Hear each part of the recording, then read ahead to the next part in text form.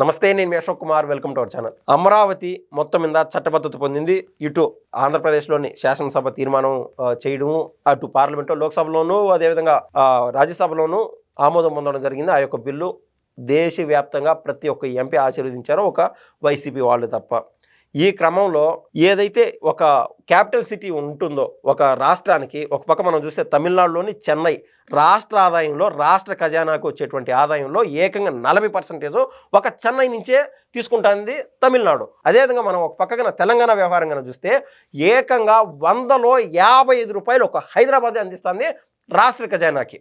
ఇంకా పక్కన ఉన్నటువంటి కర్ణాటక వ్యవహారం కనుక మనం చూస్తే ఏకంగా 50% బెంగళూరు అందిస్తుంది.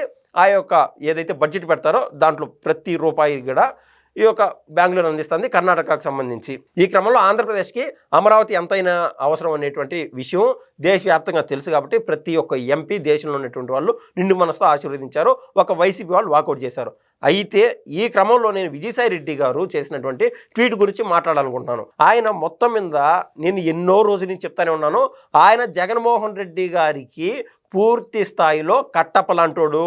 ఆయన కేవలం ఈ 2.5 సంవత్సరం అటు బీజేపీ వాళ్ళని, ఇక్కడ టీడీపీ జనసేన వాళ్ళ నుంచి ప్రొటెక్షన్ పొందుదామని చెప్పి ఆయన్ని ఇగ్నోర్ చేయాలనేటువంటి ఒక కుటిల యత్నంతో నేను రాజకీయాలకు దూరం అయిపోయినాను, నేను కేవలం వ్యవసాయం చేసుకున్నానని చెప్పి ఏ విధంగా అయితే గుంటనక్క వ్యవహారం ఉంటుందో ఆ మాదిరి చేయడానికి ప్రయత్నం చేశాడు. అందులో భాగంగా ఒక ట్వీట్ అంటూ వేశాడనమాట. ఆ ట్వీట్ అంతరార్థం ఏంటంటే అమరావతికి ఆల్ ద బెస్ట్, అది కమరావతి కాకుంటే చాలు అని చెప్పినాడు. ఈ 29,000 మంది రైతులు ఎవరైతే 33,000 ఎకరాల పైచిలుకు భూములు అమరావతి కట్టడానికి ఇచ్చారో వారిలో ఎంతమంది బీసీలు ఉన్నారు, వారిలో ఎంతమంది దళితులు ఉన్నారు ఈ యొక్క విజయసాయి రెడ్డి గారికి తెలీదా?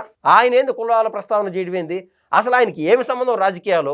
ఏం నోటిదోలా లేకుండా ఏమైనా చేతులతోలా ఊరికే ఎప్పుడు పడితే అప్పుడు ట్వీట్లు వేయడము అని చాలామంది ఈరోజు ఆంధ్రప్రదేశ్లో అనుకుంటూనే ఉన్నారు. ఈ క్రమంలో నేను విజయసాయి రెడ్డి గారిని అయితే ఒక మాట అడగాలనుకుంటున్నా. గతంలో ఆయన పూర్తి స్థాయిలో అధికారం అంటూ అనుభవించాడు.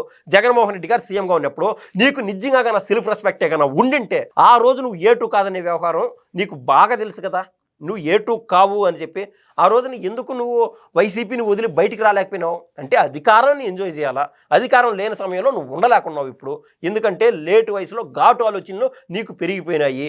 అటు వ్యవసాయం అంటూ ఎవరు ఎక్కడెక్కడ ఏం వ్యవసాయాలు చేస్తున్నావు అందరికీ తెలుసు కూడా. ఇప్పుడు ఆయన కమరావతి అన్నాడు. నేను చెప్పినట్టు 29,000లో ఎంతమంది బీసీలు ఉన్నారు, ఎంతమంది ఎస్సీలు ఉన్నారు, ఇంక వేరే ఇతర కులాలకు సంబంధించినటువంటి వాళ్ళు ఉన్నారు, అది కనీసం డేటా లేదా విజయసాయి రెడ్డి గారి దగ్గర? కేవలం కమ్మోళ్ళు మాత్రమే ఉన్నారు అక్కడ. ఇప్పుడు జగన్ గారి పార్టీలో జగన్ గారు ఏం చేశారు, ఉత్తరాంధ్రకి ఒక ఇన్ఛార్జిని ఇచ్చారు. ఉత్తరాంధ్రకి ఇంకా ఏదైతే కోస్టల్ ఆంధ్ర ఉన్నదో ఆ కోస్టల్ ఆంధ్రాకి ఇంకొకరిని ఇన్ఛార్జ్ ఇచ్చారు. సీమాంధ్రాకి, రాయలసీమకి ఒకరిని ఇన్ఛార్జ్ ఇచ్చారు. ఆ ఎవరైతే ఇన్ఛార్జీలు పెట్టారో అటు సజ్జల రామకృష్ణారెడ్డి గారు కావచ్చు, విజయసాయి రెడ్డి కావచ్చు, ఇంకా వైవి సుబ్బారెడ్డి కావచ్చు, వీళ్ళు ముగ్గురు ఏ కులానికి సంబంధించినటువంటి వాళ్ళు అంటే రాష్ట్ర వ్యాప్తంగా మీరు రెడ్డి రాజ్యం చేద్దాం అనుకున్నారా? అప్పుడు కనీసం నీకు నోరు అడిగిపోయింది, చేతులు అడిగిపోయినాయి ట్వీట్ వేయడానికి. ఇది తప్పు, ఇది తప్పు. ఒక ఎస్సీ కులస్తుని మీరు ఎందుకు పెట్టలేకున్నారు? నట్టి నడిబొడ్డులో ఏదైతే అమరావతి, విజయవాడ, గుంటూరు ఈ ప్రాంతాలు ఉన్నాయో కోస్టల్ ఆంధ్రాకి సంబంధించి ఒక దళితుని పెట్టచ్చు కదా, లేదా ఒక ముస్లిం మైనారిటీకి సంబంధించినటువంటి ఒక వ్యక్తిని పెట్టచ్చు కదా ఏదైనా ఇన్ఛార్జ్ రాయలసీమకి, లేకపోతే ఒక బీసీ కులస్తుని పెట్టచ్చు కదా. ఏది లేదు. అప్పుడు రావు ఆలోచనలు. పూర్తి స్థాయిలో అధికారం అనుభవించాలా, బయటికి వెళ్ళిపోయిన తర్వాత పచ్చ కామెరలోడికి లోకమంతా పచ్చగానే కనిపిస్తుందనే చందాన ఈ యొక్క విజయసాయి రెడ్డి తన మనసులో, తన కంఠంలో, తన చేతల్లో ఏదైతే విషయం ఉన్నదో అది వెళ్ళగక్కడానికి పూర్తి స్థాయిలో సిద్ధమైపోయినాడు. ఇది ఒక్కసారికే కాదు, బాగా చెప్తున్నాను, అనేక సార్లు చెప్తున్నాను, మళ్ళీ చెప్తా కూడా. జగన్ గారు, విజయసాయి రెడ్డి అవిభక్త కవలలాగా వాళ్ళ పూర్తి టార్గెట్ నారా చంద్రబాబు నాయుడు గారు తప్ప ఇంకా ఎవరు కాదు. కనీసం బీజేపీకి ఎదురుగా పోయేటువంటి దమ్ము ధైర్యం వీళ్ళ కాడ లేదు. బీజేపీ వాళ్ళు సెంటర్లో ఏదన్నా బిల్లు తీసుకొచ్చాం కూడా వాళ్ళకి సపోర్టు ఉండేటువంటి వ్యవహారాల్లో కూడా మనం చూస్తున్నాము. విజయసాయి రెడ్డి గారు ఏ రోజు పార్లమెంట్లో గలమెత్తినటువంటి దాఖలాలు లేవు.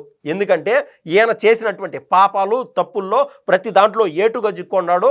ఈ యొక్క సిబిఐ కేసులు కావచ్చు, ఈడీ కేసులు కావచ్చు, ఈయన మెడ మీద ఉరితాడులాగా వేలాడుతున్నాయి. ఏ నిమిషం అయినా జైలుకి పోయేటువంటి అవకాశాలు ఉన్నాడు. ఈ చందాన ఆయన నోరెత్తేటువంటి అవకాశమే లేదు. ఏమంటే ఏ విధంగా అయితే రెడ్ కాయిన్ కొట్టిన తర్వాత ఖచ్చితంగా బ్లాక్ కాయిన్, వైట్ కాయిన్ కొట్టాలన్నట్టు రెడ్ కాయిన్ అనేది సెంటర్లో ఉన్నటువంటి పార్టీలు అయితే, ఈ వైట్ కాయిన్ కావచ్చు, బ్లాక్ కాయిన్ కావచ్చు ఇక్కడ ఉన్నటువంటి పార్టీలు ఆ పార్టీ అధినేతలుగా భావించేటువంటి విజయసాయి రెడ్డి కావాలనే ఇక్కడ నారా చంద్రబాబు నాయుడు గారితో పేచీ పెట్టుకోవాలని అప్పుడప్పుడు తనకున్నటువంటి మానసిక దోల తీర్చుకుంటానే ఉన్నాడు.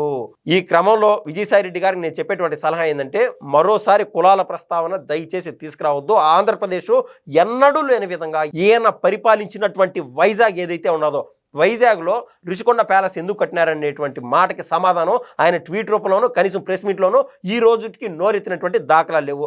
ఆయన గురించి పక్కన పెడితే అక్కడ బీచ్ దగ్గర ఇదే వైజాగ్ కేంద్రంగా ఈయన కుమార్తె కూడా ఆడేమో కబ్జా పెట్టిందంట, ఇష్టానుసారం కాంట్రాక్టులు చేసిందంట. దానిపైన సమాధానాలు ఉండవు. ఈయనకు సంబంధించినటువంటి అల్లుళ్ళు ఎవరైతే ఉన్నారో వాళ్ళు పూర్తిగా మద్యం స్కామ్ చేయడానికి కూడా ఫౌండేషన్ లెవెల్లో కూడా వాళ్ళు ఫండర్గా నిలబడినారు. ఏకంగా 100 కోట్ల రూపాయలు ఫండింగ్ ఇచ్చినటువంటి దాఖలు. ఇవన్నీ పెట్టుకొని ఏ విధంగా అయితే గురిగింజ తన కింద నల్లగా ఉంటుందని తనకు తెలియదంటారో ఆ విధంగా విజయసాయిరెడ్డి ఈ యొక్క మొత్తం అవినీతి వ్యవహారాల్లో ఆయన పాత్రధారిగా నిలబడినాడు. వీటిపైన దేనిపైన జగన్ గారిని ప్రశ్నించినటువంటి ఇతను వైజాగ్కి గూగుల్ కంపెనీ రావడం, అదేవిధంగా అనేక కంపెనీలు రావడం, మొన్న ఆర్సెల్ఆర్ మెటల్ కంపెనీలు రావడం, ఇవన్నీ చూసి ఓర్వలేక మింగలేక కక్కలేక పంటి కింద రాయి మాదిర లేటు వయసులో విజయసాయిరెడ్డి గారు బాధపడుతున్నారని మనం అయితే ఖచ్చితంగా చెప్పొచ్చు. ఆయన యాడికన్నా హాస్పిటల్ పోయి చూపించుకోవడం, లేదా ఆయన చెప్పినట్టు పూర్తి స్థాయిలో ఈ ఫోన్లు గీన్లు అన్నీ పక్కన పెట్టేసి వ్యవసాయానికి పరిమితం అయితే ఆయన శేష జీవితం బాగా గడిచిపోతుందని చెప్పి ఆంధ్రప్రదేశ్ పబ్లిక్ అంటూ భావిస్తుంది. ధన్యవాదాలండి.